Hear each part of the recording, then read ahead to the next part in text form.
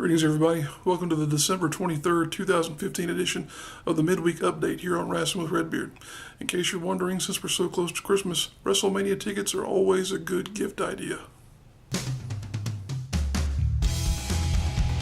Number 5 story of the week is that Jeff Hardy is injured and could miss all 2016. This is a big story from the standpoint that he was finally free of TNA wrestling. He's out of his contract now and had the opportunity to go pretty much wherever he wanted to in terms of competing next year. A lot of people were under the impression that that could have meant he was going to wind up in the Royal Rumble and sign with WWE, of course. And he's implied very frequently here recently that he is interested in returning to the company. Possibility exists that it could lead to he and Matt reforming the Hardy Boys there in WWE. That's something that everybody seems to be interested in, especially now that you've got groups like the Dudleys and others coming back into the fold. Unfortunately, this seems as though he's going to be on the shelf for the majority of 2016. He's got what's described as some torn ligaments in one of his knees, and you hate to say this, but this is a point in his career where he's going to have to consider changing his style of offense, changing things about his style of wrestling, period, because he's just one of these types. He's always been a high flyer, he's always been a risk taker, and now this is seemingly going to start biting him in the butt unless he changes his tune as far as what he does in the ring. But we hope that this will not preclude him from being out the entirety of the year. It's definitely something that could keep him out depending on how his rehab schedule goes. We'll have to wait and see, but regardless, it does look like Jeff Hardy's on the shelf, at least for now. Number 4 story of the week is our reaction to NXT TakeOver London. This, as seemingly with all of the NXT TakeOver events, was a fantastic show. You almost hate to continue gushing praise on them, but the fact of the matter is they have not really turned in a bad one of these programs. And to top it off, you had a lot of fantastic talent on this show, even with the number of injuries and the kind of things that have made the WWE roster feel as thin as it is. Not so much with NXT, because you still have guys like Samoa Joe and Finn Balor at the top. And Sami Zayn, of course, is going to be returning here soon. Hideo Itami may also be coming up there at some point in time. But you also have guys like Corbin Dallas, Apollo Crews, and others who are continuing to perform very well at the top of the card. You had the Mid-Atlantic, of course, represented very well on this program as well, seeing as how Dash Wilder and Scott Dawson are the current NXT Tag Team Champions, and they defended those titles against Enzo Amore and Big Cass. Could not speak more highly of those two. They've worked hard and earned their spots on the roster there, especially old Scott Dawson. He's been around for a long time. I remember him when he was performing under the name of KC McKnight. Those are some good old memories. And of course, Scott Dawson was Stephen the Fever Walters around these parts as well, if you remember him. Can't speak highly enough of those two getting opportunities there to perform and to do what they love to do. It's, I think, going to create a lot of opportunities for other guys in Mid-Atlantic here as well.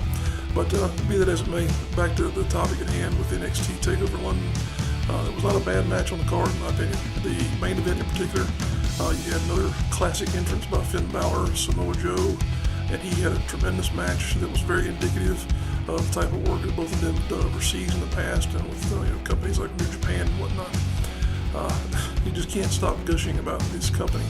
It really is, of course I say company, this subdivision of WWE, and that's one thing I should point out as well. It's so different from what we see on weekly programming that it really does feel like it's its own unique company. And that's going to be, I think, a big thing that we look at going forward in 2016 is the continued evolution of NXT. But yeah, not a bad show at all. A lot of good stuff on there. If you haven't checked it out already, definitely go out of your way to do so. Number 3 story of the week is, could Goldberg wind up in TNA? Let's just go ahead and be honest here. There's probably a 15% chance at best that Goldberg will wind up in TNA. And if he does, it likely won't be for a wrestling appearance. This is something that has come across the news wires here recently because TNA is approaching the debut that they will have for Impact Wrestling on Pop TV. They're pursuing a lot of talent because of the fact they want to make a big splash on the network. They're going down the same path that they've been down before, unfortunately. Sure, it's fun to have these guys from the past in. Is it going to make any type of a long-term impact on their program? Not in any way, shape, or form. Because they'll be here, they'll cash their check, and they'll leave. That's what it boils down to. I would sooner them spend that money on some new talent, some guys that are available in the independent scene who aren't signed to any type of a contract that they could bring in and really make stars out of in there. But really don't know if it's going to be the case here. At least from news like this, it seems like it won't be. So we'll have to wait and see. We don't know for sure if it's going to be him, if they're going to be bringing in guys like, nobody knows at this point in time, because so many of these aging stars have WWE Legends contracts that they couldn't come across for a program like that. But someone like him would definitely be available. Who else? I have no idea, to be honest with you. Maybe Bill DeMott. That's kind of absurd, but still, that's the kind of thing that they would wind up bringing on their program for the sake of attention. So we'll see what TNA's got up their sleeve, but it seems as though they're trying to get some attention by bringing in aging stars. I don't agree with it, but it's TNA. What are you going to do? Number 2 story of the week is our reaction to WrestleForce's Forsaken event. This was held this past Sunday at the Spires Rec Center in Casey, South Carolina. Forsaken tends to be one of their bigger events of the year because of the fact that it features the Winner's Choice Rumble match, which is a traditional Royal Rumble style match, over the top rope elimination, and whoever the winner is gets to choose a match of their choice. Winner's Choice Rumble, that's what it sounds like after all. And this year there was a return. Actually, there were several returns to the match. The big one, however, was the returning John Mallis, who has been through a number of knee injuries, a number of times he's been out for extended period of time, but he was able to get back in the ring here and able to clear out the final few competitors to win himself a shot at pretty much anyone he wants to on WrestleForce roster. And of course, he decided to go after none other than John Schuyler. He will be taking him on February 21st over in Swansea, South Carolina, at Swansea High School, and the stipulation he chose was that it would be a steel cage match. So that's something to look forward to there. The rest of the card, here again, not a bad match on this card in my opinion. Had a lot of fantastic talent. Cedric Alexander, Country Jacked, of course that's Adam Page and Corey Hollis, John Schuyler, Luke Gallows, who many of you will recognize from his WWE past, but also the fact that he's a member of the Bullet Club in New Japan. There was an appearance by the Patriot, Del Wilkes. He was there signing autographs and appearing with the crowd. A great collection of people who were there that night, and the audience, I will say, really did turn out. There was a big crowd on hand for the show. It was not a total sellout, however, it was pretty close for the configuration that they used at that venue. I'd say they were in the area of 200 to 250, but I may be totally wrong. Could have been a lot more than that. It's difficult for me to judge attendance, but that's what I'm guessing based on what I can see from the seats. Fun show, good way to end the year for WrestleForce. I think we've had a lot of shows that have done well here towards the end of the year. We're wrapping things up on a high note as far as I can tell here locally. So got a lot to look forward to in 2016 from companies like WrestleForce, Champions with Attitude, Ultra Wrestle, PWX. All the top locals will be charging hard in 2016, starting pretty quickly with the first weekend in January. So we'll have a lot to look forward to. We'll be sure to bring you news of those events as they become available here on the Midweek Update. And the number 1 story of the week is our year interview here with Rasslin with Redbeard. Don't want to toot our own horn, but I want to go through some statistics that I've accumulated based on what we've managed to accomplish here with Rasslin with Redbeard this year. We have roughly 230 subscribers on our Facebook page, roughly 130 subscribers on our YouTube channel. We shared roughly 42 posters per month on the Facebook page. That represents a time span from September to December of 2015. We had another album out on Facebook, but it unfortunately went a little wacky and all the pictures got a little discombobulated in terms of their sorting, but that's what we were averaging for the last few months of the year at any rate. Here on the Midweek Update, we've done 25 episodes. The series began back on June 3rd of 2015, so that's pretty good considering the fact that we only ran half a year thereabouts with this particular program. As far as wrestling matches we've shared here on the YouTube channel, there were 44 matches. That's not counting the ones that we uploaded here the past few days from the WrestleForce event over the weekend. These were matches from 7 different promotions in 2 states, North and South Carolina, involving 83 different competitors. 83. I counted them, trust me. Some people say, are there that many wrestlers in an area? And the truth of the matter is, there really are. It's one of those things where it's proof that if you just go looking for things, it takes a little bit of time, but you can find it. And lo and behold, there are at least 83 talents in this area. There are a lot more, to be honest with you, a whole lot more. But those are the ones that we had an opportunity to be involved with and to witness in competition here in 2015.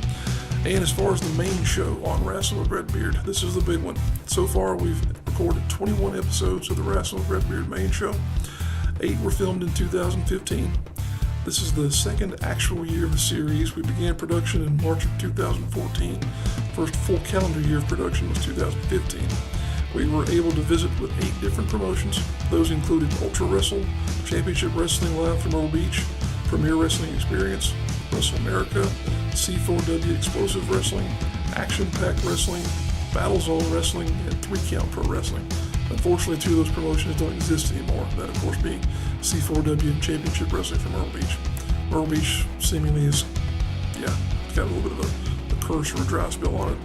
But moving on here, the difference in the number of promotions represented in these statistics versus that what was mentioned in the wrestling matches is because of those 2 closures. We visited the same number of promotions in 2015 as 2014. We had a couple repeated promotions that we visited in 2014, WrestleForce and CWA, for example.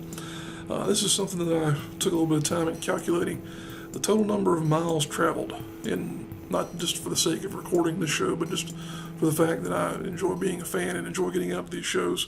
This is calculated from our home base here in St. Matthews, South Carolina, to the various places we've been and back. Total number of miles traveled in 2015, 1,976. Just shy of 2,000 miles driven for the sake of being a fan of professional wrestling.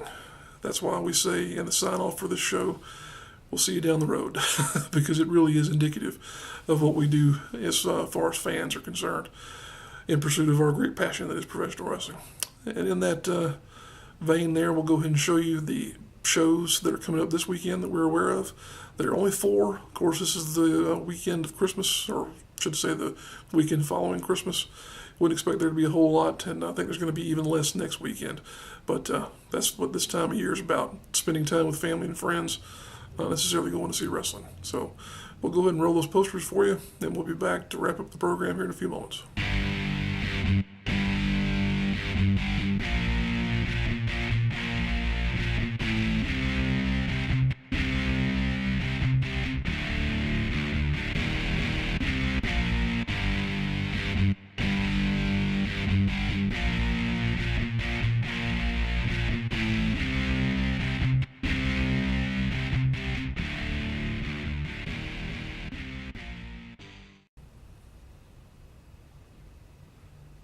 All right, there you have it, a wrap-up of the events that are coming this weekend.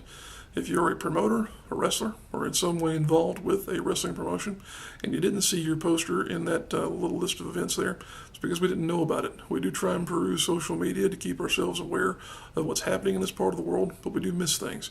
That said, if you would like your poster to be featured there or on the Facebook page or anywhere else that we share that information, please send it to us. Drop us a line here on YouTube, via email, Facebook page, Twitter. We got a whole bunch of different opportunities for you to get in contact with us.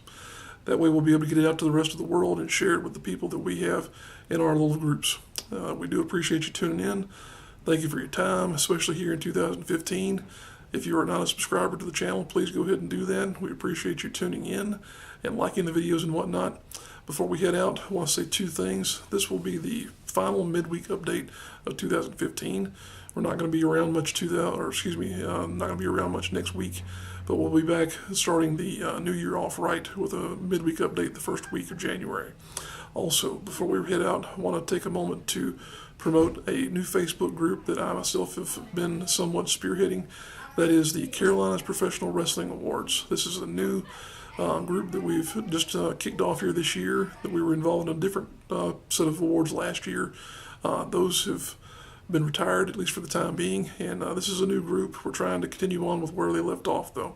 There's going to be a link in the description, and you can check it out there. Again, that's the Carolinas Professional Wrestling Awards on Facebook. We appreciate you guys tuning in once again. We'll see you down the road.